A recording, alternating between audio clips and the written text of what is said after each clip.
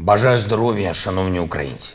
Сьогодні до Босфору прийшло перше судно з українським зерном, здолавши шлях спеціальним коридором у Чорному морі, який був погоджений для розблокування наших портів.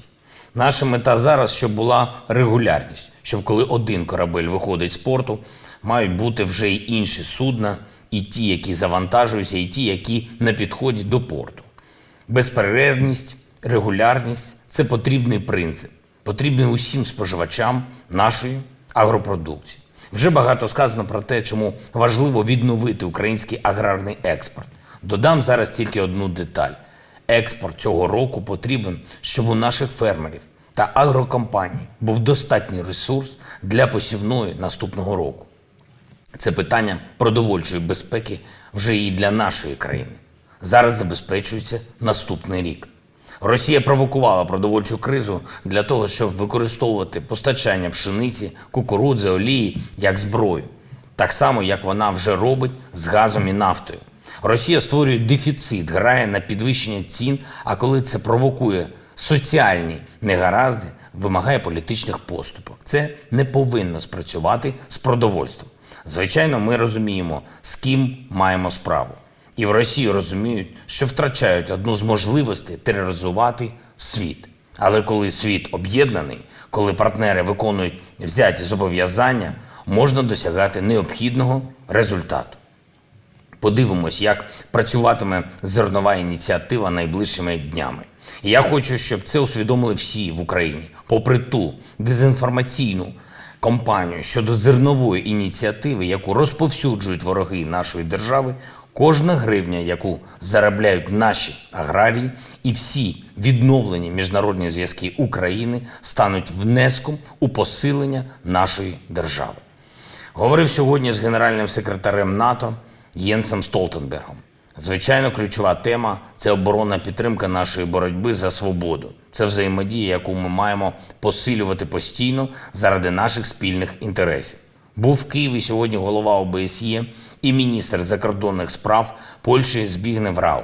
Подякував йому за підтримку. В переговорах із паном Столтенбергом і з паном Рау приділив особливу увагу питанню щодо наших військовополонених, які утримуються Росією.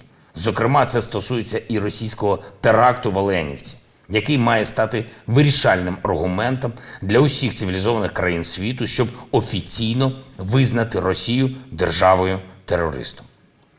Що ще потрібно для цього?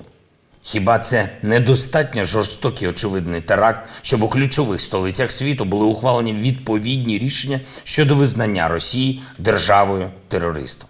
Звичайно, принципову відповідь на усі свої злочини окупанти отримують і на полі бою. В цьому контексті хочу сьогодні подякувати президенту Сполучених Штатів Байдену і усьому американському народу за новий пакет оборонної підтримки для України. Слово «Хаймерс» стало для нашої країни майже синонімом слова «справедливість». І українські оборонці зроблять все для того, щоб окупанти щотижнево відчували усе більш болісні втрати завдяки цим дуже ефективним системам. Так, дійсно, ми ще не можемо повністю зламати перевагу російської армії в артилерії і в живій силі, і це дуже відчувається в боях, особливо на Донбасі, Піски, Авдіївка і інші напрямки. Там просто пекло. Це навіть не описати словами.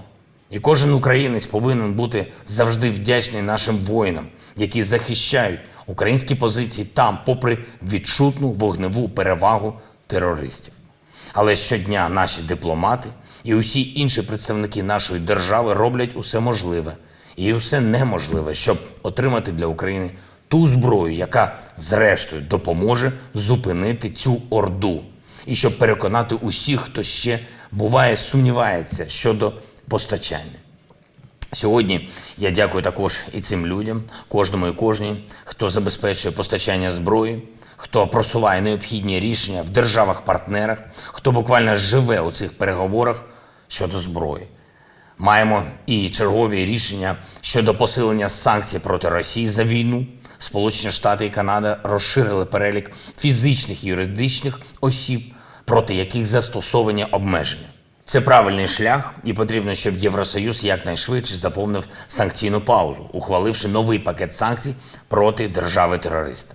Будемо працювати над цим найближчими тижнями. Ввечері підписав укази про нагородження наших захисників. Державними нагородами відзначені 167 воїнів Збройних сил України, з них 32 посмертно. Іншим указом нагородив 16 розвідників, один з них посмертно. Також 122 співробітники Служби безпеки України, двоє посмертно. Вічна пам'ять усім, хто віддав життя за Україну. Вічна слава усім, хто воює за незалежність. Слава Україні!